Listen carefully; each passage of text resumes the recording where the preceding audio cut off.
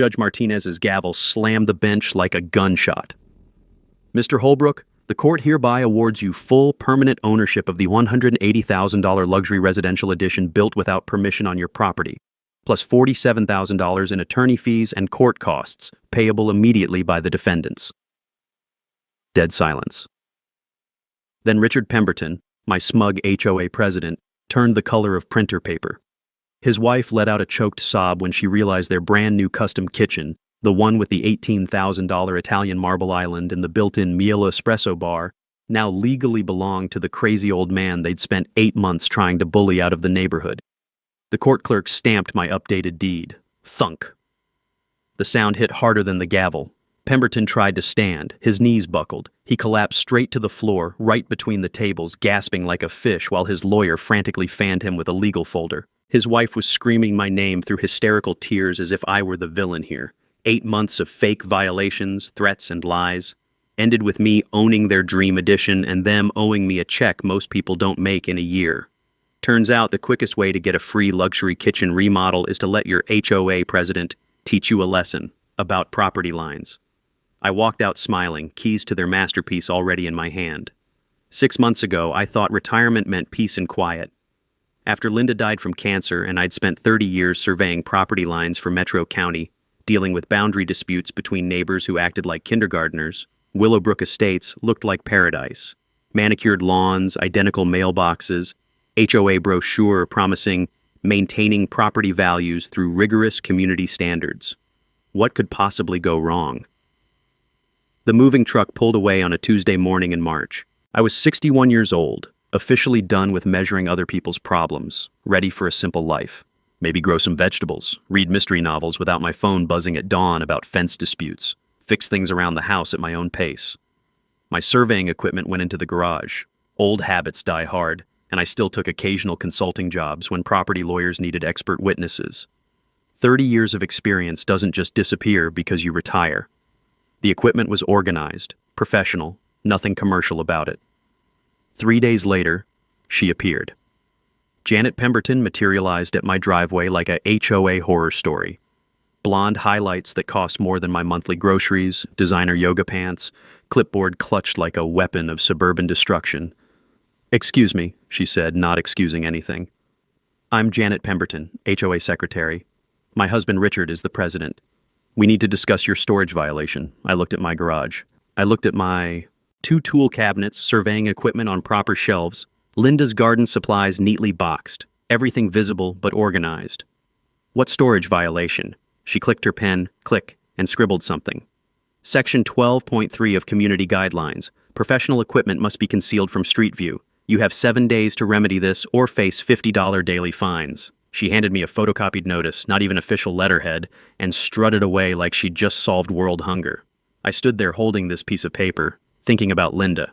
She would have laughed until she cried. "Marcus," she'd have said, "you moved to suburbia to escape property disputes and they started one in your driveway before you unpacked the dishes." That evening, I walked the neighborhood to get oriented. Willowbrook Estates was built in 1987 on former farmland.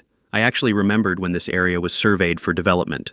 43 houses, each on exactly 0. 23 acres according to the original subdivision plat, rolling hills, decent drainage, good sight lines for construction. Most neighbors seemed normal. The Washingtons next door were retired teachers who waved from their front porch. Across the street, Mike Rodriguez was a detective with Metro PD. We talked about his vegetable garden and swapped stories about dealing with difficult people, quiet folks who minded their own business. Then I met Richard Pemberton. His house dominated the corner lot, easily twice the size of mine, with elaborate landscaping that probably cost more than my annual pension. Richard answered the door wearing golf clothes that screamed, "I have money and want you to know it." "You must be our new neighbor."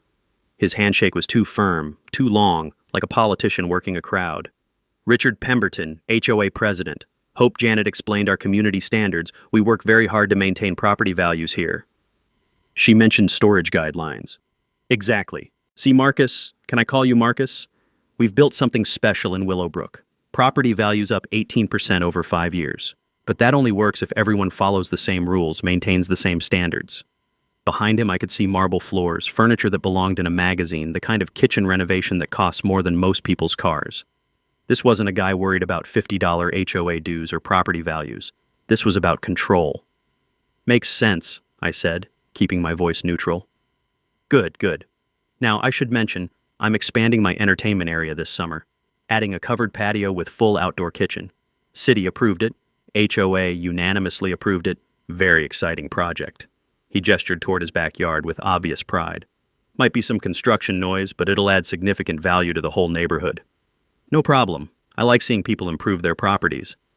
That smile got wider, more predatory. I knew you'd understand. Most folks around here appreciate progress. It's only the difficult residents who cause problems. Walking home, I replayed that conversation. Something felt off about the way he emphasized city approved and HOA approved. In 30 years of surveying, I'd learned that people only over-explain permits when they're worried about something. Plus that comment about difficult residents. Was that a warning?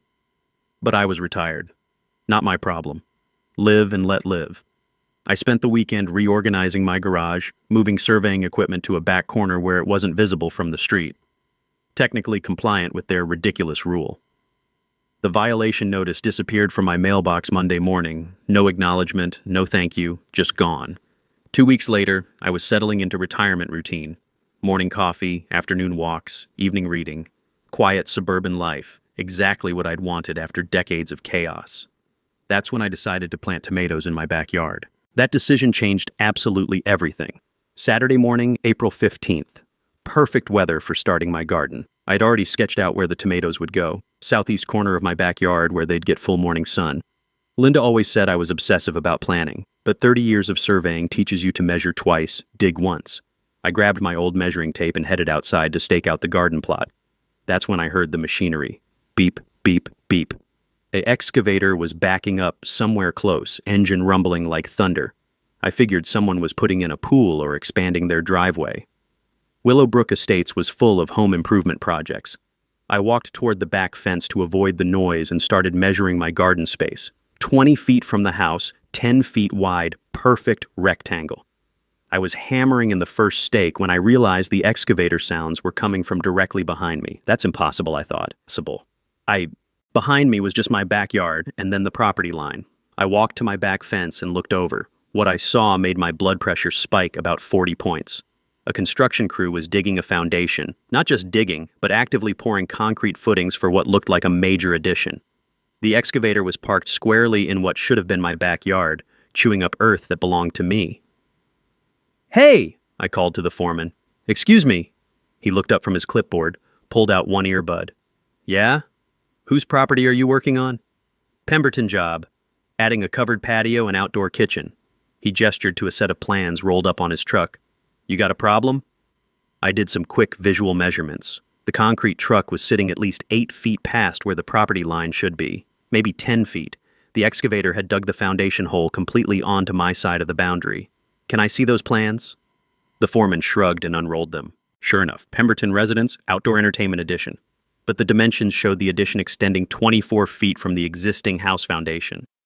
If Pemberton's house sat where I thought it did, that would put 12 feet of his new structure on my property. "This foundation you're digging," I said carefully, "how far does it extend from the house?" 24 feet, like the plans show. Why?"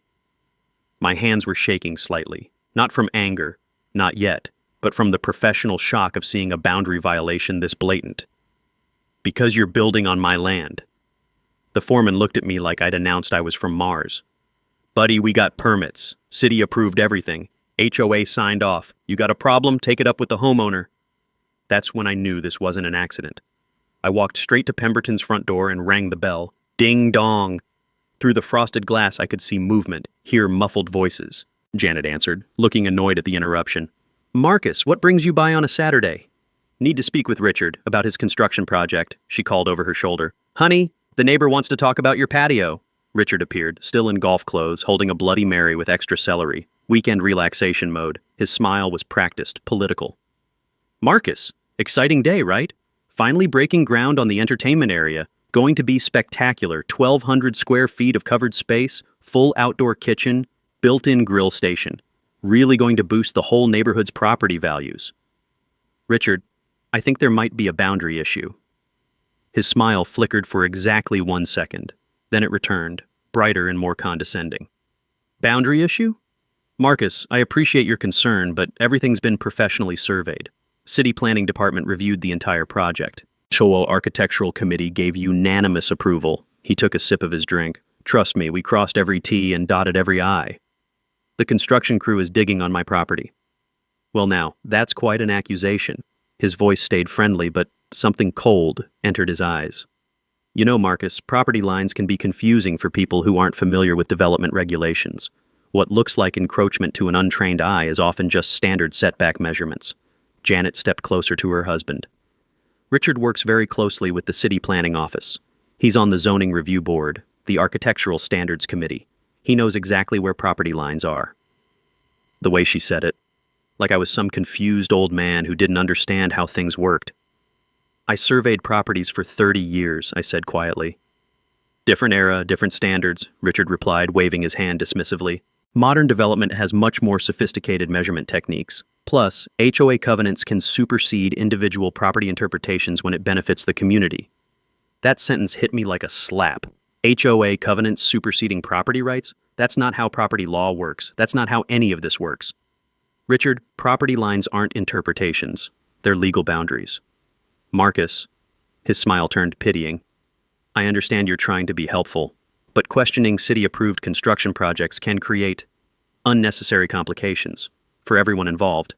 Sometimes it's better to trust the professionals and let progress happen. The threat was subtle but clear. Challenge this, and there would be consequences. I nodded politely and walked away, but my mind was already working. Monday morning, I was in my garage by 7 a.m. pulling out equipment I hadn't touched in 6 months. My Trimble GPS unit, still in its protective case. Steel survey stakes, orange flagging tape, the 300-foot measuring chain I'd used for boundary disputes across 3 counties. Time to do this properly. Professional land surveying isn't guesswork. It's math, GPS coordinates, and legal descriptions that hold up in court. After 30 years, I could run a boundary survey in my sleep. First step, find the original survey markers for my lot. Every subdivided property has iron pins driven into the ground at the corners, usually buried under years of landscaping, but they're always there. I started at my front corner, sweeping with a metal detector until I heard that familiar beep, beep, beep, dug down 8 inches and found the iron pin exactly where the 1987 subdivision plat said it would be. Got you. Corner 2, southeast edge of my property.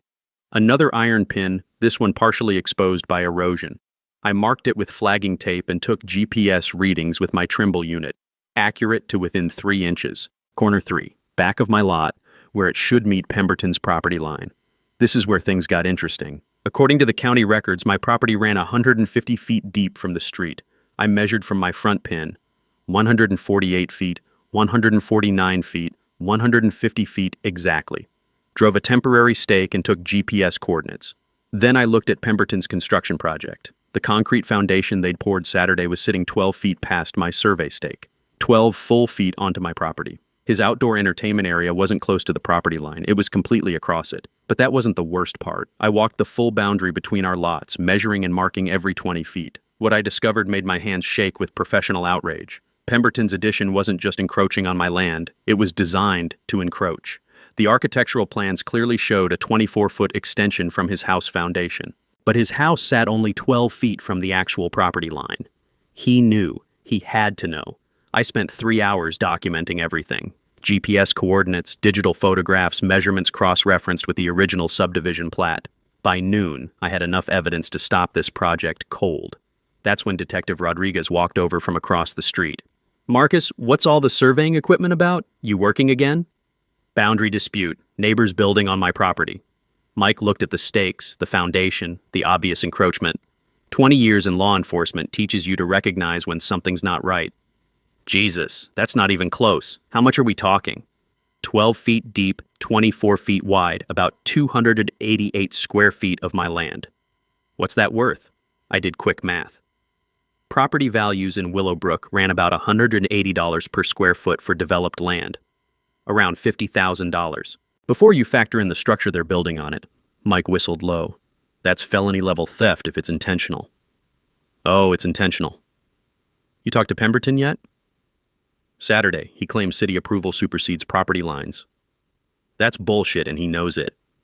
Mike studied the survey stakes, then the foundation.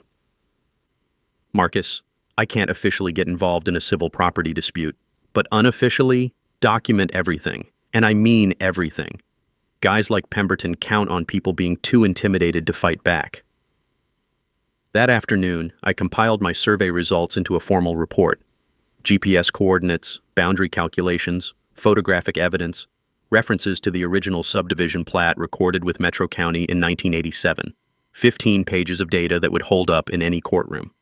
Then I walked to my computer and started researching property law.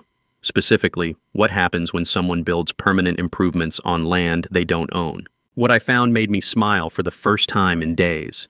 Turns out, when you build on someone else's property, you don't just owe them damages. Under certain circumstances, you might accidentally give them the entire structure. Time to educate Mr. Pemberton about accession law. Tuesday morning, I found 3 different violation notices taped to my front door. Not slipped into the mailbox like normal HOA correspondence, taped directly to the door where everyone could see them. Public humiliation tactics.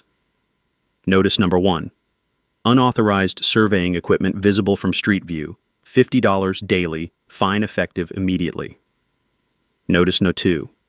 Unapproved landscaping modification. Survey stakes constitute temporary structures requiring architectural approval. $75 daily fine. Notice number 3. Harassment of approved construction crews. Cease and desist all interference with community improvement projects. $100 daily fine until compliance verified. I stood there reading these notices, doing the math. $225 per day in fines for documenting that my neighbor was stealing my land. The irony was so thick you could pour it on pancakes. The phone rang as I walked inside. Unknown number, but I answered anyway. Mr. Holbrook, this is David Tatum from Pemberton Development Group. Mr. Pemberton asked me to give you a call about your concerns regarding the Willowbrook construction project. Pemberton Development Group. So Richard wasn't just HOA president, he was running construction projects through his own company, using HOA approval to rubber stamp his own development work. The corruption was deeper than I'd thought. What can I do for you, Mr. Tatum?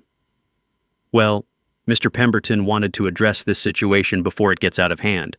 He understands you have questions about property boundaries, and he's prepared to be very reasonable. He could offer a small adjustment to the project scope, maybe pull the foundation back a couple feet, in exchange for your cooperation going forward. Cooperation with what? Withdrawing any formal complaints, removing the survey equipment, allowing the project to proceed without further documentation. Mr. Pemberton values neighborhood harmony. He's even prepared to waive those HOA fines as a gesture of good faith. I let that sink in. Pemberton was offering to pull back a couple of feet from property he'd stolen 12 feet of, like a bank robber offering to return half the money. Mr. Tatum, your client is building on my land without permission. That's not a negotiation. It's theft. Long pause. Mr. Holbrook, I think you might be misunderstanding the legal situation here. Mr. Pemberton has city permits, HOA approval, and professional surveyor certification for this project. Challenging legitimate construction could expose you to significant liability. Liability for what? Interference with permitted construction, defamation of a licensed contractor, frivolous boundary claims. The legal fees alone could be substantial, especially for someone on a fixed retirement income. The threat couldn't have been clearer: back down or get buried in legal costs. I'll consider your offer, I said, and hung up. 20 minutes later, Janet Pemberton knocked on my door. This time she brought backup, 2 other women I recognized from neighborhood walks but had never met. Marcus, we need to talk. Janet's clipboard was out, pen poised for battle. The HOA board has received multiple complaints about your disruptive behavior. Disruptive behavior? The woman to her left stepped forward. Susan Walsh from Maple Street. You've been harassing construction workers, interfering with an approved community improvement project. People are concerned about property values. The third woman nodded vigorously. Lisa Tatum from Oak Lane. My husband had to take personal time from work to address your frivolous complaints. This affects the whole community. Wait. Lisa Tatum. David Tatum.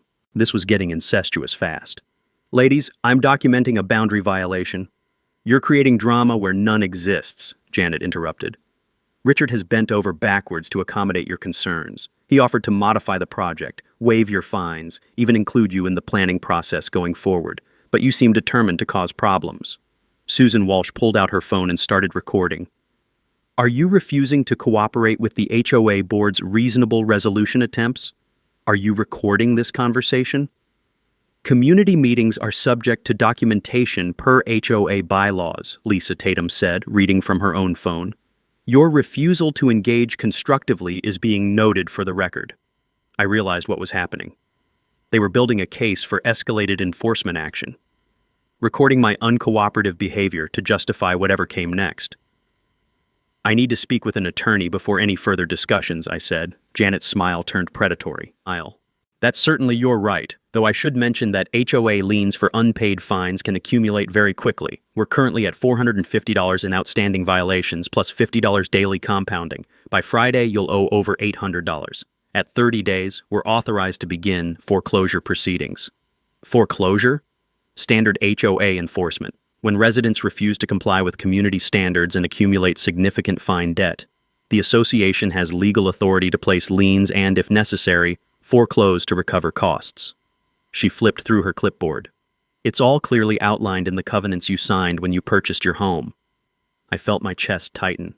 I'd bought this house to enjoy retirement, and 3 weeks later they were threatening foreclosure over fines for documenting theft. The easiest solution, Susan Walsh said, still recording, is simple cooperation.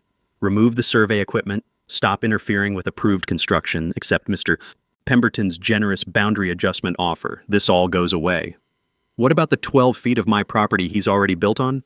Alleged boundary discrepancy, Lisa Tatum corrected, unsubstantiated by any city-approved surveyor. After they left, I sat at my kitchen table staring at those violation notices. In 3 days, Pemberton had escalated from friendly dismissal to legal threats to foreclosure proceedings. The message was clear: accept the theft or lose my house. That's when I called Sarah Tatum.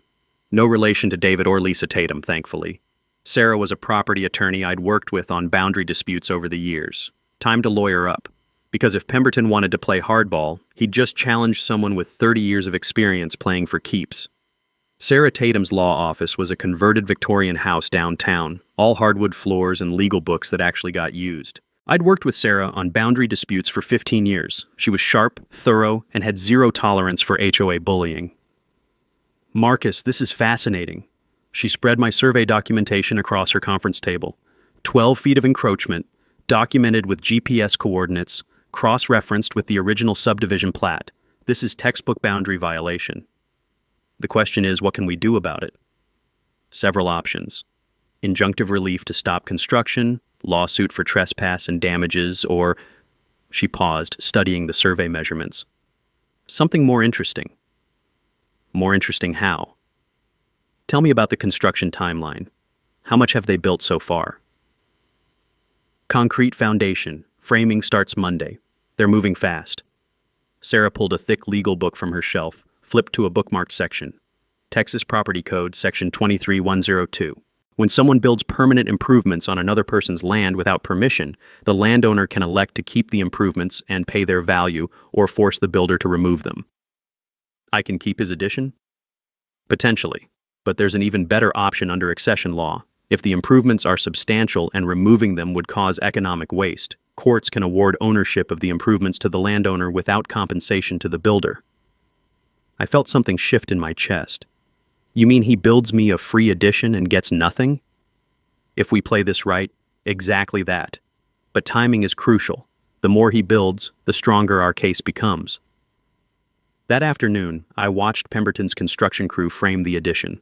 24 feet by 18 feet of premium lumber, engineered to support a heavy roof. They were building quality work, on my land.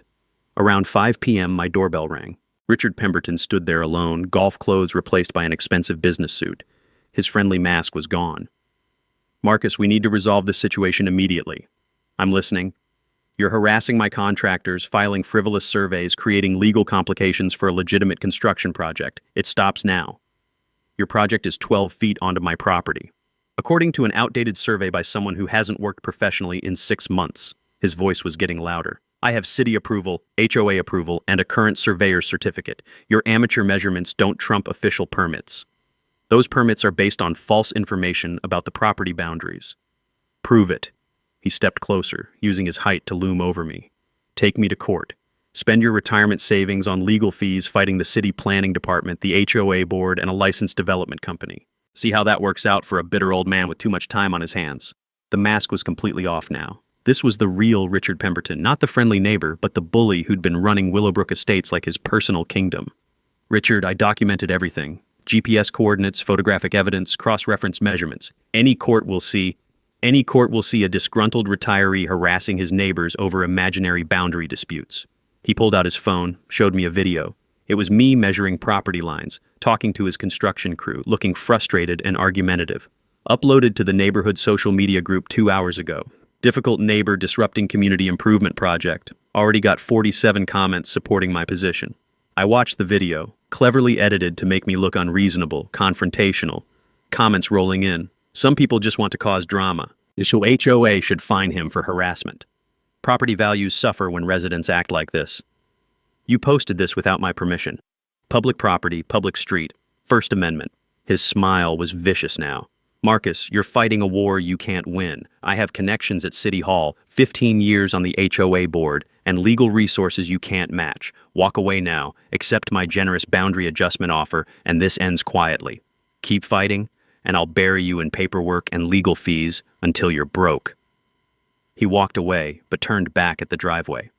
Oh, and Marcus? Those HOA fines are now at $1,200, compounding daily. At $50,000 in unpaid violations, we're legally authorized to foreclose. Might want to consider how long you can afford your principals. That evening, I called Mike Rodriguez. 20 years in law enforcement, he understood escalation patterns. Marcus, this guy's following the classic bully playbook. Isolation, financial pressure, reputation damage, escalating consequences. Question is, what's his end game? Keep my property, I guess. No, think bigger.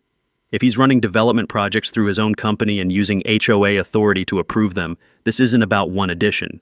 This is about a business model. Mike was right.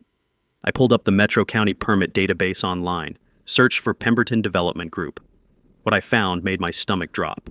17 different projects in the last 5 years, all in HOA-managed communities, all with Richard Pemberton on the Architectural Review Board or in HOA leadership. Pool installations, home additions, landscaping projects, millions of dollars in development work, all pre-approved by HOAs that Pemberton controlled. Mike, I think I stumbled into something bigger than a property dispute. How much bigger? Systematic corruption. He's using HOA positions to funnel development contracts to his own company. That's fraud. Multiple counts, potentially federal if he's crossing state lines or using mail systems.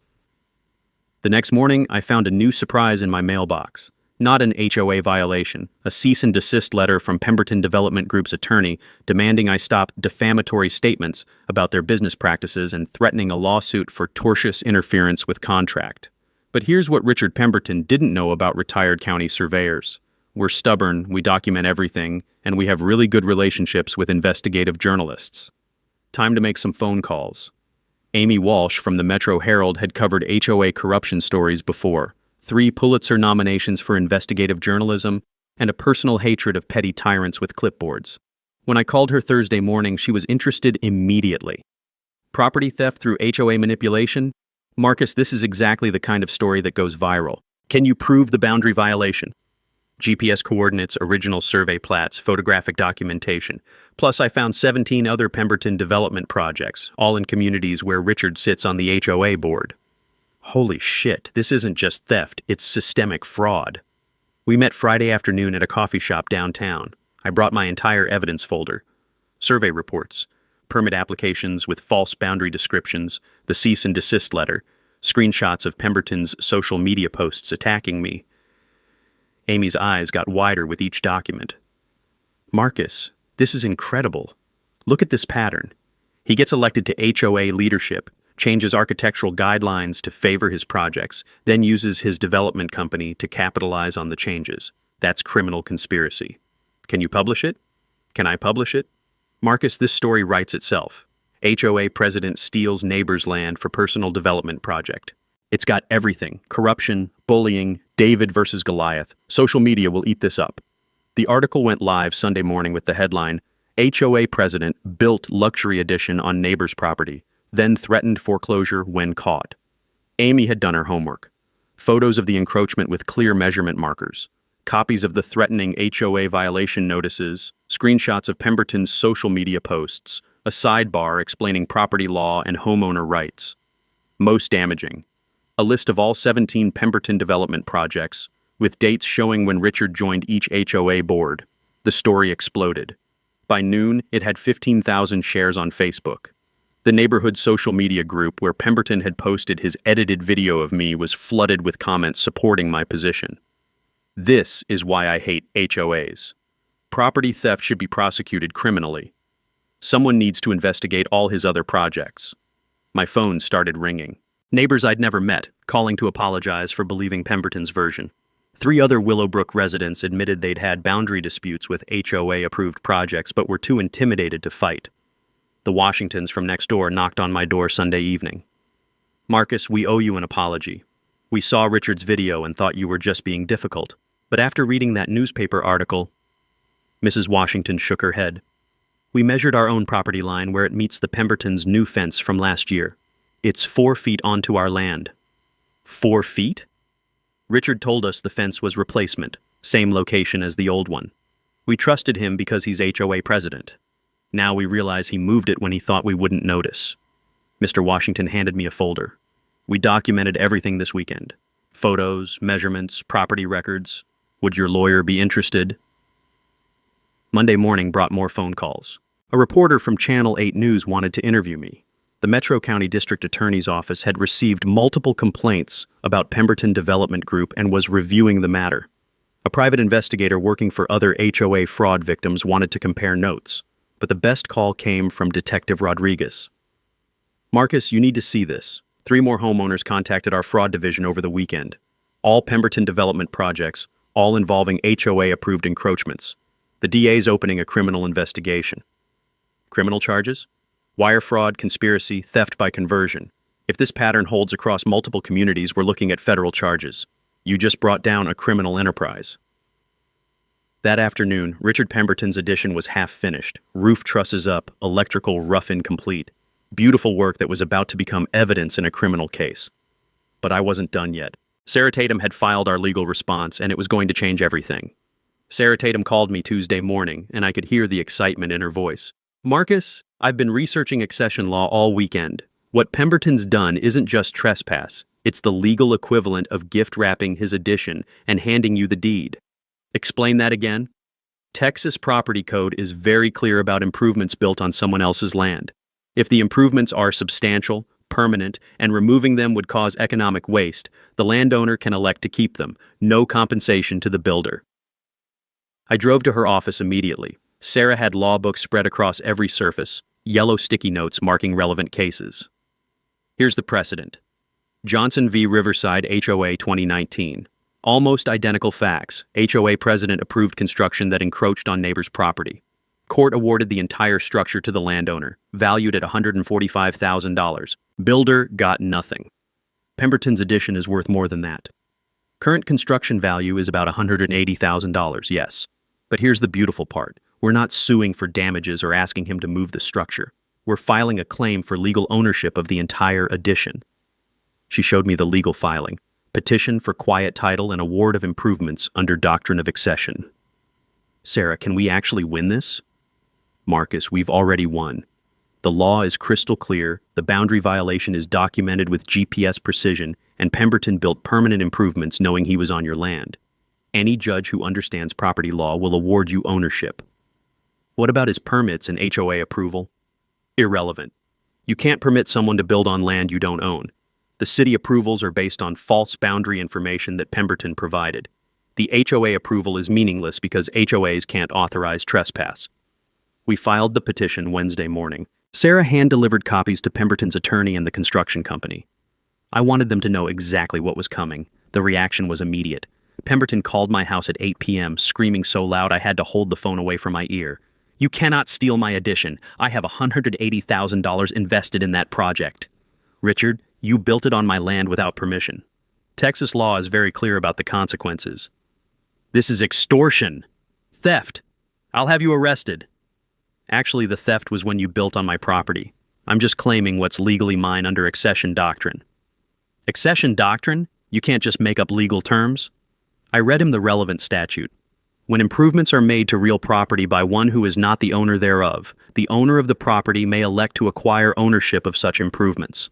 Long silence. Then, this is insane. No court would award you my addition. Johnson versus Riverside HOA says otherwise. 2019 case. Almost identical facts. Builder lost everything. Another silence, longer this time. When he spoke again, his voice was different, calculating instead of angry. What do you want, Marcus? Nothing. I want exactly what the law says I'm entitled to. Ownership of improvements built on my property. Be reasonable. I'll pay you for the land value. Fair market price plus damages. We can resolve this without involving the courts. Richard, you spent months threatening me with foreclosure, calling me mentally unstable, posting videos to humiliate me. You had multiple opportunities to resolve this reasonably. Now we do this the legal way. Thursday morning, I watched his construction crew standing around looking confused. No work was happening. The project was dead in the water while lawyers sorted out who owned what. Janet Pemberton showed up at my door around noon, tears in her eyes. Marcus, please. That addition is our retirement dream. We've saved for 5 years to afford it. Richard made a mistake with the property lines, but we can fix this. Janet, your husband didn't make a mistake. He deliberately built on my land, then tried to bully me into accepting it. This is the consequence. But the legal fees alone will bankrupt us. Richard's development company is already under criminal investigation. If we lose the addition too... I felt a moment of sympathy. Janet wasn't the villain here. She'd just married one. Janet, I'm sorry this affects you, but I didn't create this situation. What if we deed you equivalent land from our backyard? Same square footage, fair trade? Your backyard isn't worth $180,000 in construction improvements. She left crying. Friday afternoon, Detective Rodriguez called with an update on the criminal investigation. Marcus, Pemberton Development Group has been running this scam for at least 7 years. Systematic fraud across multiple communities. The DA is preparing charges on 16 separate cases of theft by conversion. What does that mean for my case? Means Pemberton's going to be too busy avoiding prison to fight your property claim. His lawyer called the DA's office asking about plea bargains. Man's looking at 5 to 10 years if this goes to trial. Saturday morning, I walked into my backyard and looked at Pemberton's half-finished addition sitting on my land. Beautiful craftsmanship, premium materials, professional work. In 2 weeks, I'd gone from planting tomatoes to potentially owning a $180,000 luxury addition. Sometimes the best revenge is just letting people finish digging their own graves. The hearing was scheduled for Tuesday, November 7th, at 9 a.m. in Judge Martinez's courtroom. Sarah Tatum had warned me that accession cases usually took months to resolve, but the criminal investigation into Pemberton Development Group had fast-tracked everything. The DA's office wanted civil matters settled before criminal proceedings began. I arrived early, carrying a banker's box full of evidence. Survey reports, GPS coordinates, original subdivision plats, photographs documenting the encroachment. 30 years of professional surveying had taught me that cases are won with documentation, not drama. Pemberton's legal team filled an entire row, 3 attorneys in expensive suits, briefcases that probably cost more than my monthly pension. David Tatum, the lawyer who'd originally threatened me, looked like he'd aged 5 years and 2 months. The criminal investigation was taking its toll. Richard and Janet Pemberton sat behind their attorneys. Richard wore his most expensive suit, the one he'd worn to city council meetings when lobbying for development approvals. But his usual confident swagger was gone. The man who'd threatened to foreclose on my house looked like he hadn't slept in weeks. Judge Martinez called the court to order at exactly 9 a.m. Case number 2024 CV 3847, Holbrook versus Pemberton. Petition for quiet title and award of improvements under doctrine of accession. Sarah Tatum stood to present our case. She'd prepared a visual presentation, aerial photographs of the properties, survey overlays showing the exact encroachment, timeline of construction activities. Your Honor, this is a straightforward application of Texas Property Code Section 23.102. The defendant built permanent improvements on plaintiff's property without permission, knowing the construction violated established boundary lines. She clicked to the first exhibit, my professional survey with GPS coordinates. Mr. Holbrook is a retired county surveyor with 30 years of experience. His boundary documentation shows defendant's addition extends 12 feet onto plaintiff's property, encompassing 288 square feet of land valued at approximately $50,000. David Tatum objected. Your Honor, plaintiff's survey is informal and conducted without proper certification. Overruled. Mr. Holbrook's credentials speak for themselves. Sarah continued. The defendant had multiple opportunities to verify boundaries before construction. Instead, he provided false information to the city planning department, claiming the addition would be built entirely on his own property. She displayed copies of Pemberton's permit applications, highlighting the incorrect property descriptions. Furthermore, defendant used his position as HOA president to approve his own construction project, creating a conflict of interest that enabled this violation.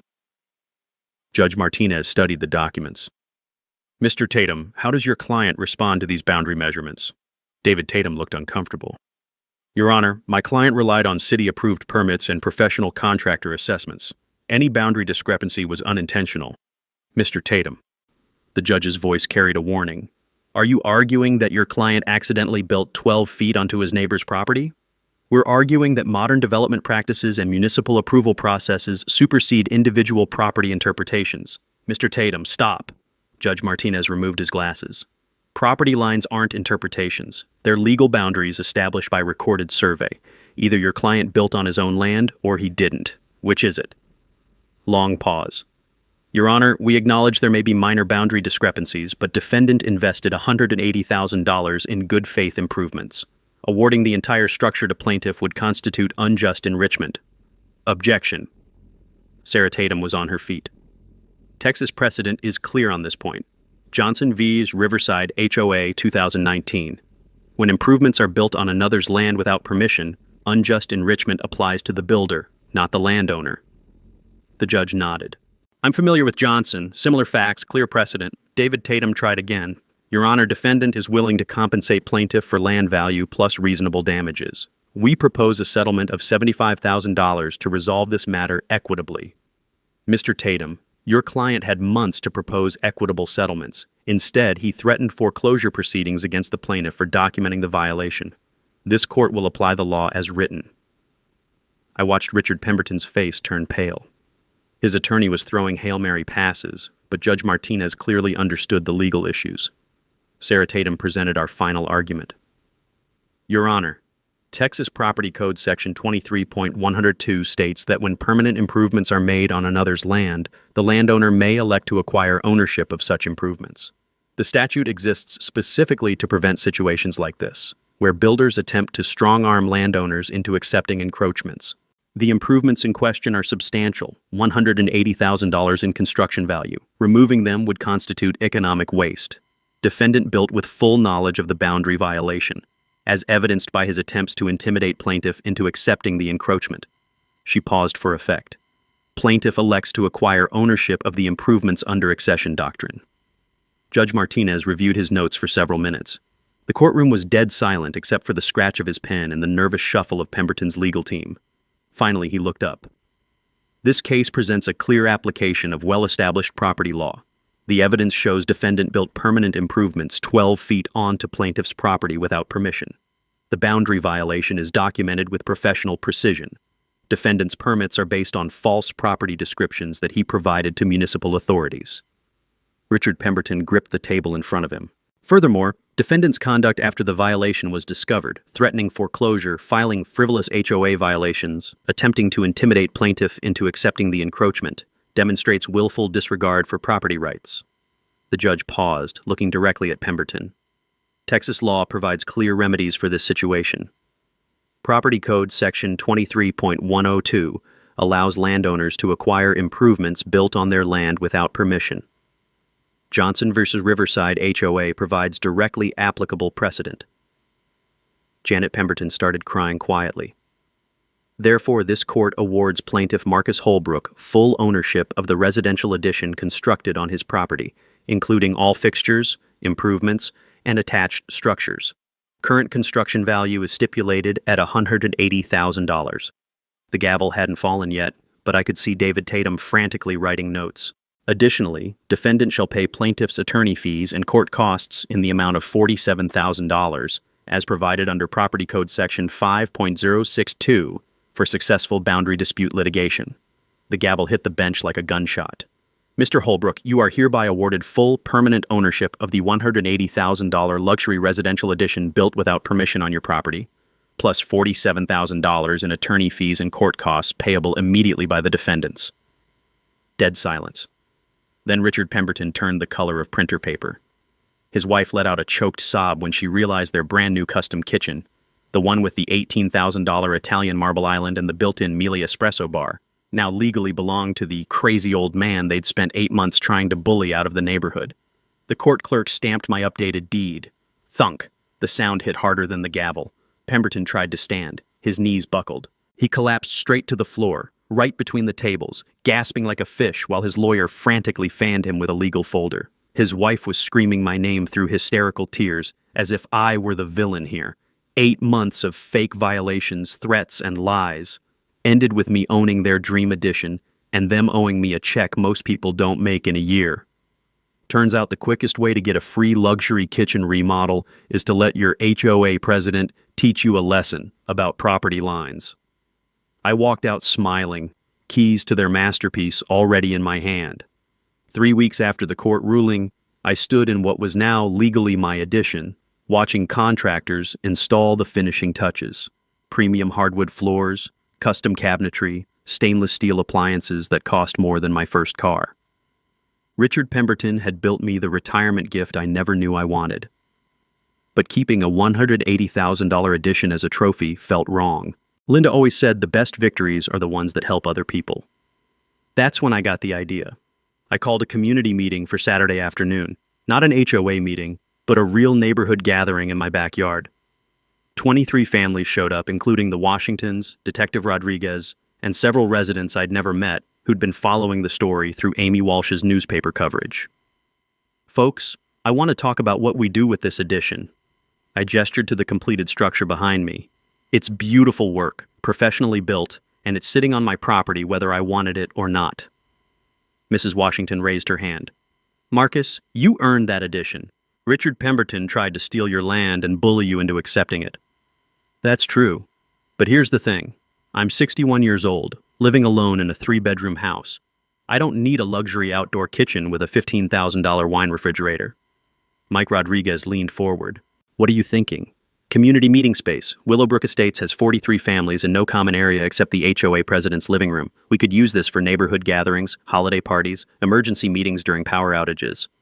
The response was immediate and enthusiastic. Lisa Tatum, no relation to Pemberton's lawyer, volunteered to coordinate a holiday potluck. The Washingtons offered to maintain the landscaping. 3 families with teenagers suggested using the space for graduation parties. There's more. I pulled out a folder Sarah Tatum had helped me prepare. The court awarded me $47,000 in attorney fees from Pemberton. I don't need that money either. I explained my idea. The Willowbrook Estates Educational Fund. Local high school students pursuing careers in surveying, engineering, or law could apply for scholarships funded by the settlement money. The first $47,000 would be seed money, but we could fundraise for additional awards. Richard Pemberton tried to use his HOA position to steal land and intimidate neighbors. Let's turn his legal fees into something that actually helps young people build better futures. The vote was unanimous. By December, the transformation was remarkable. The addition had become the heart of neighborhood life. We'd hosted 3 community meetings, a Thanksgiving potluck for 37 people, and planning sessions for next year's 4th of July block party. The outdoor kitchen got regular use, families borrowing the space for birthday celebrations, weekend barbecues, even a wedding anniversary party. The scholarship fund was growing too. Amy Walsh's follow-up articles about the community transformation had brought donations from across Metro County. Local businesses contributed gift cards for fundraising raffles. The first scholarship awards would go out in spring, $5,000 each for 3 students. Richard Pemberton had resigned from the HOA board the day after the court ruling. A criminal plea agreement kept him out of prison, but his development company was finished. The house next door went up for sale in January. Apparently, the Pembertons were relocating somewhere their reputation hadn't preceded them. Janet Pemberton stopped by one afternoon in February, looking exhausted, but no longer hostile. Marcus, I owe you an apology. I knew Richard was cutting corners on some projects, but I didn't realize how bad it was until the DA showed us the evidence. Janet, I'm sorry this affected your family. You have nothing to apologize for. Richard made his choices. She looked at the addition, now decorated with community meeting schedules and scholarship fund information. I'm glad something good came out of this mess. The new HOA board was a different animal entirely. Detective Rodriguez agreed to serve as president. Nobody was going to try corruption schemes on a cop. Mrs. Washington became secretary. The first new policy eliminated conflict of interest approvals and required independent surveying for any construction project within 10 feet of property boundaries. Spring brought the first scholarship awards. 3 local students received $5,000 each. Maria Santos, planning to study civil engineering, James Kim, accepted to law school, and Ashley Rodriguez, Mike's daughter, pursuing a degree in environmental science. The ceremony was held in the addition with the whole neighborhood attending. Watching those kids accept scholarships funded by their community felt better than any legal victory. 6 months ago, I'd been a retired surveyor trying to plant tomatoes. Richard Pemberton's greed and arrogance had turned that simple goal into a legal war. But sometimes the best revenge isn't destroying your enemy, it's building something beautiful on the ruins of their schemes. The addition still had that wine refrigerator Richard had been so proud of. We used it to store sodas for community meetings and sparkling cider for scholarship celebrations. Every time I opened it, I smiled. Turns out stolen land makes excellent foundation for legitimate community building. 1 year later, I was back in my garden planting tomatoes, the same project that started this whole adventure. But now I had help. The Willowbrook Estates community garden had grown into a neighborhood tradition, with families contributing vegetables that we shared through the addition's outdoor kitchen. Richard Pemberton was ancient history. The new owners of his house were a young couple with twin toddlers who actually waved when they saw neighbors. The contrast was remarkable. The scholarship fund had awarded $25,000 to 8 students over 2 semesters. Maria Santos sent updates from engineering school. James Kim was clerking for a property law firm, planning to specialize in HOA disputes. Ashley Rodriguez was designing sustainable communities for her senior project. But the real victory was subtler. Willowbrook Estates had transformed from a place where one bully controlled 43 families into an actual community where neighbors knew each other's names. The addition hosted something almost every weekend: birthday parties, game nights, planning meetings for the annual block party. Detective Rodriguez, still HOA president, had instituted monthly coffee and complaints sessions where residents could discuss issues without formal proceedings or violation notices. Amazing how many problems disappeared when people talked instead of threatening each other. Every morning I walked past the addition and remembered Richard Pemberton's threat. Trust the professionals and let progress happen. He was right about progress, just wrong about who would benefit from it. Sometimes the best way to stop a bully is to let them build your victory for you. Have you ever dealt with HOA overreach or boundary disputes? Share your story below. You might be surprised what legal options you have. Thanks for hanging out with us on HOA Stories, where the HOA Karens meet their match. If this story had you cheering or cringing, go ahead and like the video, drop a comment with your reaction, and hit subscribe so you're ready for the next wild HOA tale.